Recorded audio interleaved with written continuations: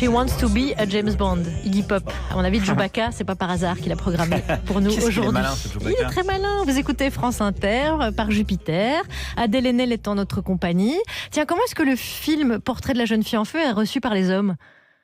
Tous les hommes, vous voulez autant qu'ils sont, Si. autant de milliards qu'ils sont. Je sais pas en fait. Est-ce qu'il y a une différence de perception dans la... Je pense qu'il y a quand même une différence de perception. Il doit y en avoir une. Enfin, je ne veux pas permettre de parler donc, au nom de ce tas de personnes. Éric Zemmour a adoré. Il a dit. Ouais. Quelle angoisse. Mais non, mais ce que je veux dire, c'est que je pense qu'effectivement, pour les femmes, il y a un truc d'une représentation manquante, en fait, qu'on ressent juste dans nos tripes, quoi. C'est juste, c'est ça aussi potentiellement qu'on ressent. Mais après, franchement, les retours sont quand même très bons et le film, en fait, propose cette expérience de vivre au travers des yeux d'une femme. Mais c'est une expérience qui, à mon avis, du coup, d'autant plus intéressante pour Oui, bien un sûr. homme. Et universelle, de toute façon. Guillaume Meurice, en parlant d'universalité, d'intellectualisme. Je vous propose une autre expérience aujourd'hui.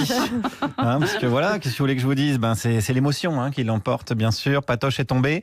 Et on a beau en rigoler, ça fait quelque chose. On est tous, qu'on le veuille ou non, des enfants de Patrick Balkany. On a tous grandi avec son parcours judiciaire. À Levallois, les premiers mots des enfants, c'est pas maman ou papa, c'est mise en examen. Voilà, alors on est triste.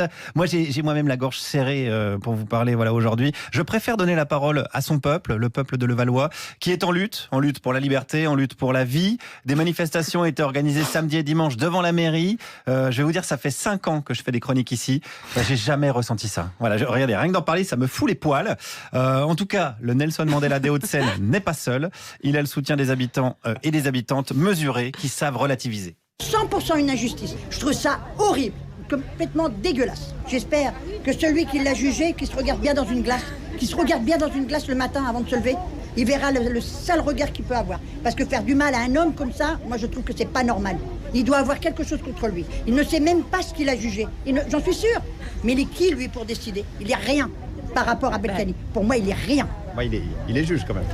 Pour moi, il est rien. Non, pardon, il est rien. Vous avez vu comme j'ai peur quand même. C'est vrai qu'on ressentait quand même l'angoisse, la tension. Pardon, donc j'en perds mes réflexes. Il n'est rien, ce juge bolchevique à la solde de Moscou, payé par Thomas Legrand. C'est un scandale. D'ailleurs, parlons-en des juges. De toute façon, les juges sont des minables.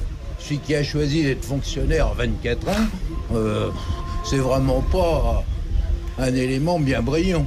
Tous les fonctionnaires sont des minables ? Disons à 90%. Oui, c'est à peu près les chiffres que j'ai aussi. Et encore, j'ai pas compté les techniciens de Radio France. Sinon, on monte à 102% assez rapidement, selon l'Institut Ipsos Neuilly-Levallois-Medef, réalisé comme ça un peu au doigt mouillé, sur un échantillon de minables donc. Mais ne nous énervons pas, le temps est à l'hommage. J'espère qu'il reviendra bientôt. Qu'il va se sentir habitué. Ouais. Et puis après, on verra, si vous voulez. S'il résiste, s'il a la santé. Ah ben là, il l'est à la santé. Ouais. J'ai essayé l'humour, j'ai essayé la méthode Thomas Croisière qui organise des karaokés dans les enterrements. Voilà, mais là non, ça ne passe pas du tout, le mal est trop profond. Patrick est en prison, soi-disant parce qu'ils avaient peur que Patoche s'échappe. Une thèse qui ne tient pas, selon ce monsieur. Qu'il s'en aille à l'étranger, il pouvait pas déjà, il avait pas de passeport depuis 5 ans, je crois, c'est ça. Pourtant, il a une maison à Marrakech. Ça, on sait pas encore, on n'a pas su. Non ? Non, je crois pas, non, je sais pas. Vous étiez pas au courant ? Si, mais bon... Oui, voilà. Voilà. Oui, on n'est pas obligé de se souvenir de toutes les maisons qu'on a. Regardez Nicole Belloubet. On lui dit, vous avez une maison dans l'Aveyron. Hop, c'est vrai. Vous savez pas ce que c'est, vous avez des apparts en location. Mais voilà, on a des fois un riad comme ça qui traîne à droite à gauche. Un chalet, une maison, quoi. Alors Patrick, il a une nouvelle maison, une maison d'arrêt en l'occurrence. Et il nous écoute sans doute depuis sa cellule. C'est vrai ? Oui, on le salue, Patoche. Et les gens ont des messages de soutien. Et ils avaient mis d'ailleurs devant la mairie des livres où les gens pouvaient comme ça inscrire leur message. On écoute. C'est ce que j'ai écrit sur le livre, tout l'amour et toute l'amitié que je porte au Balkany depuis tant d'années. L'amour, carrément ? Ah oui, je les aime beaucoup, ouais. Je les aime beaucoup. Pourquoi alors ? Je les aime beaucoup parce que ce sont des gens formidables. Est-ce que c'est pas aussi quelqu'un qui trempe dans les affaires depuis un moment et que ça lui pendait au nez ? Non, ce sont des gens qui travaillent. Mais à qui ça n'arrive pas de mal déclarer ses revenus ? Alors, la question est posée, soyez honnête, soyez honnête comme Patrick, reconnaissez-le. Vous n'avez jamais volé un carambar à l'école, peut-être ? Bon, voilà, Patrick, il a volé l'usine à carambar, mais sur le principe, c'est la même chose. D'ailleurs, je vous parle de l'école parce qu'à Levallois, on aime Patoche à tous les âges. J'ai 8 ans. 8 ans. Et qu'est-ce que tu as écrit sur le cahier ? Je me souviens quand, à la fête, j'avais dansé avec Louis Balkany. T'as dansé avec Patrick Balkany ? Oui, avec ma copine et mon copain. Et alors, du coup, tu le soutiens ? Oui. Est-ce qu'il a fait des bêtises ou pas, Patrick Balkany ? Papa, il m'a dit. Il a dit quoi ? Je Je me souviens plus. Ah là là là, la perte de mémoire, c'est une pathologie qui touche tous les habitants de Levallois. C'est vraiment la maladie de la ville. Ils sont tous touchés par un Alzheimer fulgurant. Et c'est une maladie qui a beaucoup touché tous les membres, en règle générale, du parti Les Républicains. Il y en avait un hier en soutien à Patoche, c'est Roger Carucci, sénateur des Hauts-de-Seine. Moi, je partage l'opinion de Sarko. Dans le malheur, on met pas le pied sur la tête des gens. Voilà. Ouais, il est soutenu par Sarkozy, par Jean-François Copé. Il est soutenu que par des gens honnêtes, alors c'est Patrick Balkany. Commencez pas. Oui, je suis comme un citoyen lambda qui est ému de tous ces soutiens. Il manque plus que celui de Bernard Madoff et d'Al Capone et on est au complet. Allez, courage Patoche, t'es en prison aux frais du contribuable. Finalement, ça te change pas trop. Et courage à tous ceux qui prônent la tolérance zéro à longueur de temps, mais qui chouinent quand elle est appliquée. Merci Guillaume Meurice. Et vous avez kiffé, vous êtes allé 2 fois ce week-end. J'avoue que j'ai bien aimé. Voilà, j'aime bien l'ambiance. Pardon, j'ai pas résisté à le dire. Il est allé 2 fois, il leur demande. Vous écoutez France Inter par Jupiter. Adèle Haenel est avec nous. Avant d'écouter Thomas Croisière nous parler du film Portrait de la jeune fille en feu de Céline Sciamma qui sera en salle mercredi. Abordons cet autre sujet. Les millions de femmes qui gèrent leurs règles avec une appli seront ravies d'apprendre que Facebook, c'est quand elles changent de tampon et quand elles ont eu un rapport sexuel. Et puisque l'application enregistre les symptômes physiques, si on veut bien lui confier évidemment, le suivi des variations d'humeur permet à Facebook de vendre ses données à des annonceurs pour qu'ils sachent à quel moment on est le plus susceptible d'acheter. Donnez vos données, donnez-moi. Donnez vos données, tout le monde à poil. Donnez vos données, donnez-moi. Donnez vos données, c'est ainsi sur la toile. Un œil sur tout ce que vous faites, tout ce que vous likez. Ce que vous dites, qui vous êtes, je le sais. Je ne pense qu'à tout vous prendre, je suis comme ça. Prendre vos données pour les vendre, même hors la loi. Frédéric Fromet qui sera avec nous vendredi. Alors, on était un petit peu sur le cul, pardonnez-moi l'expression, devant ce sujet. J'imagine que vous aussi, ça laisse un peu sans voix. Donc aujourd'hui, on peut en quelque sorte être un peu volontaire pour que notre cycle menstruel soit enregistré dans la Silicon Valley, en gros. Oui. Donc, sous couvert de se rendre à un service avec une appli, on se fait cambrioler de façon très très intime quand même. Je me disais, déjà, est-ce que ça vous serait venu à l'idée d'utiliser une appli ? J'imagine que ça peut avoir. Je peux comprendre l'aspect pragmatique, mais c'est un peu. Enfin, bon. Je veux dire, ce côté cheval de Troie, je sais pas, j'ai l'impression qu'il y a quand même de nombreuses applications qui fonctionnent comme ça. Après, je suis pas une pro des applications. Donc, mais là, ça va jusqu'à enregistrer nos cycles menstruels. Donc, ça nous a. Les cycles menstruels et la dernière fois qu'on a eu un rapport sexuel. Alors que ça, par exemple, moi, ma mère, elle est pas au courant. mais Facebook, oui. Facebook, oui. Mark Zuckerberg, oui. Potentiellement. En fait, je suis vraiment pas très très au fait, donc je suis désolée parce que j'utilise assez peu d'applications. Alors c'est par méfiance, c'est-à-dire sachant que nos données ont une valeur et que vous n'avez pas envie de les donner, etc. Je pense que c'est simplement naturellement vous n'utilisez pas les applis. Quoi. C'est pas vraiment ma tendance, on va dire. Mais après, je pense qu'effectivement, justement dans les collèges ou les lycées, il y a quand même, il y a une prise en charge pour que aussi les jeunes justement apprennent à se protéger sur Internet et que c'est un vrai enjeu en fait. C'est un vrai enjeu qu'ils sachent comment utiliser leurs données, parce que Internet ça peut être formidable, on peut apprendre plein de choses, etc. Mais effectivement, là je dis un truc banal parce que je suis pas expert sur le sujet, mais il semble évident que... Comment on se fait cambrioler. Voilà. Alors on a pensé au film aussi, parce que c'est le premier film où moi personnellement j'ai vu un personnage qui est pris de douleurs menstruelles et qui au XVIIIe siècle utilise une certaine méthode pour soulager la douleur. Vous touchez un mot de cette scène qui est pas... Oui, alors effectivement c'est des images qui sont pas souvent représentées. Enfin, on a parlé justement du fait que le film vraiment une sorte de proposition dans le courant du male gaze, du female gaze, pardon, et du coup qui critique le male gaze, donc si vous voulez l'assimilation du point de vue masculin à un point de vue neutre. Donc le female gaze c'est plutôt la contestation de ça, c'est quand même un point de vue contestataire qui dit recontextualisons l'universel, en fait, recontextualisons, disons que les films ont été faits par des hommes, donc ça a une conséquence sur la façon dont on va regarder les femmes. Voilà, massivement. Et donc effectivement, même sur les thèmes abordés, en fait, on peut considérer que ce thème n'a jamais été vraiment mis à l'honneur, peut-être parce qu'il était considéré comme pas important ou quoi, alors qu'on sait bien que... Alors qu'il fait partie de notre quotidien. Voilà. C'est la moitié de l'humanité, c'est une fois par mois, donc ça fait beaucoup, ouais. Oui, ça fait du moment quand même. Vous avez dit à un garçon qui travaille avec nous dans le bureau, qu'est-ce que vous avez dit ce matin quand on a traité du sujet? Tu serais pas là s'il n'y avait pas les règles. Voilà, oui, mais tu me disais, oui, les règles, est-ce que c'est vraiment un sujet très intéressant? Et donc je lui X, il n'y avait pas de règles, il n'était pas là. On est parti bien en tête avec Juliette. 17h48 sur France Inter. Revenons-en au cinéma de Thomas Croisière. Laisse bien raisonnable de me confier cette chronique, Charline, car je ne vous cache pas que Portrait de la jeune fille en feu m'a d'abord déçu. On m'avait dit, c'est une histoire de gonzesse en feu qui aime la pipe et jouer avec de gros pinceaux, pile poil dans mes critères de recherche internet. Donc, je me préparais à le regarder d'un œil et d'une main quand je me rendis compte que c'était un film en costume. Déjà, pourquoi des costumes? Et que la seule chose qui soit à queue sur leur île, c'est le piano sur lequel Noémie Merlan tente de jouer les 4 saisons qui donnèrent leur nom à la célèbre pizza. Oui, comme il est dit dans votre film, Adèle, pour être drôle, il faut être deux, et je compte sur votre soutien. Des robes à corset, une île, un piano, on ne peut s'empêcher de penser à la leçon de piano, première palme d'or remportée par une femme en 46 festivals de Cannes, souvenez-vous. À l'époque, on entendait la musique de Michael Nyman partout. Un peu plus tard, ce fut celle d'In the Mood for Love. Vous aviez 11 ans, et moi, à la fin, rien qu'en entendant cette valse, je pouvais tuer des gens. Les violons du Wong Kar-wai furent ensuite remplacés par l'accordéon d'Amélie Poulain. Régulièrement, une bande originale s'empare d'une période et se retrouve partout. Les pubs pour les assurances, les montages de L'amour est dans le pré ou le répondeur de sa petite amie. Cette musique qui permet d'aller chercher l'émotion du spectateur en lui donnant la mesure. Votre réalisatrice, Céline Sciamma, l'utilise avec parcimonie. Non, Guillaume, ne me demandez pas avec qui, puisqu'elle joue essentiellement avec le bruit des éléments. L'eau, le vent et le feu, magnifiant ainsi la puissance de ces images terriennes, véritable tableau animé. Ces rares choix musicaux n'en ont que plus d'impact et ont bouleversé Juliette Arnaud qui m'a confié, réécouté depuis en boucle, L'été de Vivaldi sur lequel vous êtes si tout. Je ne pensais pas que Juliette aimait la grande musique. Sinon, comment expliquer les 2 agressions anti-Sardou de son dernier roman? Et pire, qu'elle ait choisi des paroles de Julien Clerc pour titre « Maintenant comme avant » alors que « Ne m'appelez plus jamais Rose » aurait été parfait.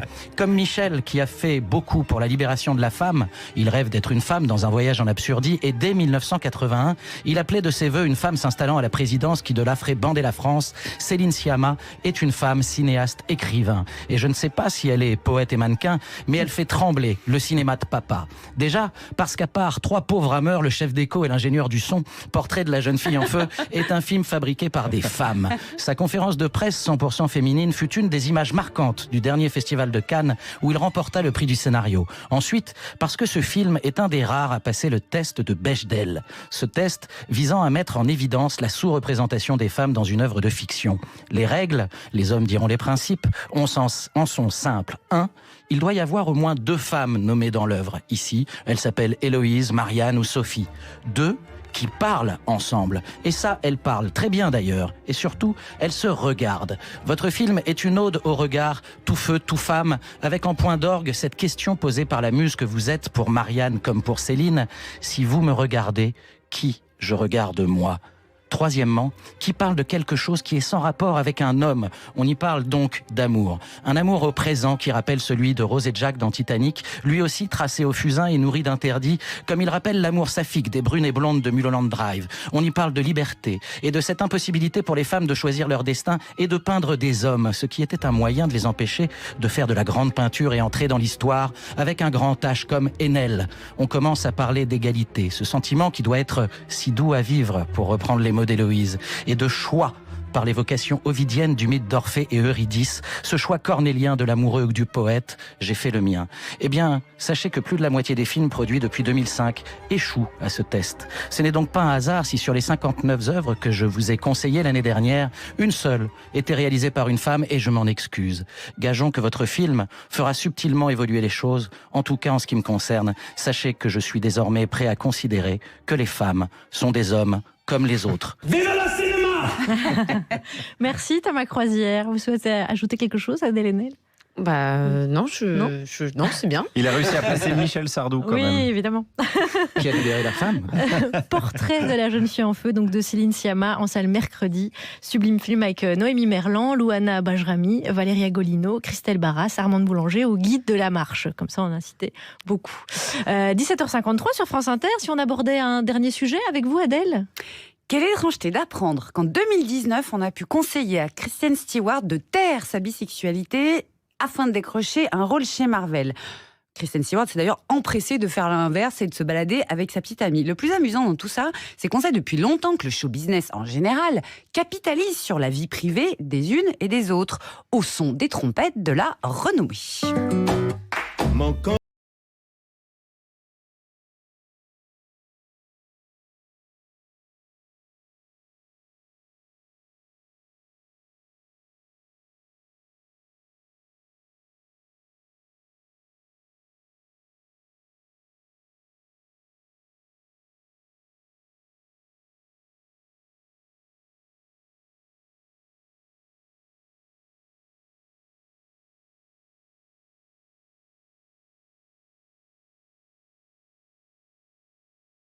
Sujet parce que vous avez 3 points en commun avec Kristen Stewart. Vous avez une filmo impeccable toutes les deux. Vous êtes des actrices à 6 mois près du même âge et vous ne faites pas mystère ni l'une ni l'autre de votre sexualité. Ce qui n'est pas exactement une tradition à Hollywood, en France, de partout. Avant, on se doutait, on ne le disait pas. L'hétérosexualité était la norme indépassable. Sauf que voilà, ça y est. Et ce sont les filles qui se rebellent. Pourquoi c'est pas les garçons ? Déjà, c'est un peu je sais pas si c'est une affirmation. Est-ce que les garçons ne se rebellent pas ? Je ne sais pas. Eh ben, alors j'ai fait des recherches. D'accord. En tapant des trucs assez compliqués sur Internet. George Clooney, gay. Tom Cruise, gay. Will Smith, gay. C'est jamais que des rumeurs. Des mecs qui disent, qui ont des filmos, qui ont du pouvoir, ne disent rien. Bah je sais pas trop comment rebondir là-dessus. Enfin, moi, j'ai pas non plus l'intention d'étaler ma vie privée. Il me semble juste qu'il y a un moment où ça devient politique. Donc c'est là où je m'arrête en fait. Je le dis parce que pour moi c'est politique de le dire, que c'est quelque chose que je pense qui peut faire du bien à pas mal de gens. Et c'est en ça que je m'engage. Après moi, personnellement, partager sur ma vie privée, franchement, ça c'est pas mon truc, quoi. Mais on est bien d'accord que là, il s'agit pas, que ce soit chez Kristen Stewart ou chez Ellen Page, il s'agit effectivement d'affirmer une chose tout à fait politique. Oui. De dire je peux jouer des filles hétérosexuelles sans en avoir la sexualité. Par exemple. Oui, effectivement. Enfin, juste de donner une visibilité, en fait. Enfin, voilà, une visibilité homosexuelle, une visibilité queer. Enfin, ça me semble important que ce soit incarné dans le paysage public, quoi. Après, je saurais pas. Après, on compte pas sur Marvel pour le faire. Oui, certain. c'est ça aussi. Non, c'est parce que... non, mais forcément, ça va venir à un moment où ils seront bien obligés. Oui, en fait, ça change justement parce que petit à petit, il y a des pas qui sont faits, des générations précédentes. De ma génération puis des générations à venir, enfin on s'aide les uns les autres quoi là-dedans. Et puis j'espère que bref, je m'arrête là, mais j'espère que effectivement en fait ça va changer et que ce sera plus une question bientôt. Adèle Haenel, on voudrait jouer avec vous si vous êtes d'accord. On a un sketch à vous soumettre. Mais oui, alors, le thème du sketch, on a imaginé que le couple Balkany était dans une comédie populaire, exactement comme vous les aimez, Adèle, les Tuches. Ouais. Alors, vous chopez le premier rôle, vous serez Isabelle, Guillaume sera le fiston et Charline, une journaliste. D'accord, ok. Bon, bah, allez, vas-y, on y va. On découvre tous en même temps. Ok, on découvre. Ne vous inquiétez pas. Lecture. Maman, on fait quoi aujourd'hui ? On va prendre les devants, je vais te nommer adjoint de l'adjoint. Comme ça, si on nous fait des histoires, tu seras le nouveau maire. Oui, et je pourrais te prendre comme adjointe ? Bah, bien entendu, il faut que ça reste en famille. Et si on nous empêche, tu prendras Edoui. Edoui, notre caniche ? Oui, t'inquiète pas. Bon, de toute façon, depuis qu'on n'a plus le droit de détourner de l'argent, il n'y a plus rien à faire comme boulot ici. Ok. Mais avant tout, il faut que tu revoies les bases. Tu sais quelle est la principale mission du maire ? T'aurais un indice ? C'est de faire... Du fric ! Voilà, Du fric. Ça, c'est bien, bien le fils à maman, ça. Bah oui, c'est bien le fils à maman, ça. Mais non, il faut aussi faire plaisir à ses concitoyens. Alors, tu commandes 700 mugs Bring Back Our Patrick et 200 t-shirts Balkany, Mandela, même combat. D'accord, et je les paye avec quoi ? Bon, bah, il y a un grossiste près de la mairie, on lui a trouvé des places en crèche pour ses 12 petits-enfants, il nous doit bien ça. Maman, il y a plein de journalistes devant la maison. Ah, génial. Alors, que faire face aux journalistes ? Je sais pas trop. On leur donne... du fric. Non, le fric, on le garde. T'es con ou quoi ? Non, mais aux journalistes, on leur donne ce qu'ils ont envie d'entendre. Vas-y. Laisse-les entrer. T'es sûr que c'est le moment? C'était censé quand même être en arrêt maladie. Non, quand même. t'inquiète pas. Ouais. Bon. Je joue aussi bien la fêlure que la combattante. J'ai vu tous les films d'Adèle Haenel. Madame Balkany, vous trouvez ça normal de reprendre l'activité de votre mari? Ah, vous dites ça parce que je suis une femme, c'est ça? Non. Ah bah bien sûr que si, vous transpirez le sexisme. Vous savez, je lui ai tout appris à mon mari, il me doit beaucoup. Moins qu'à la France, mais quand même. Non, mais c'est surtout parce que vous avez aussi été condamné, donc je m'interroge.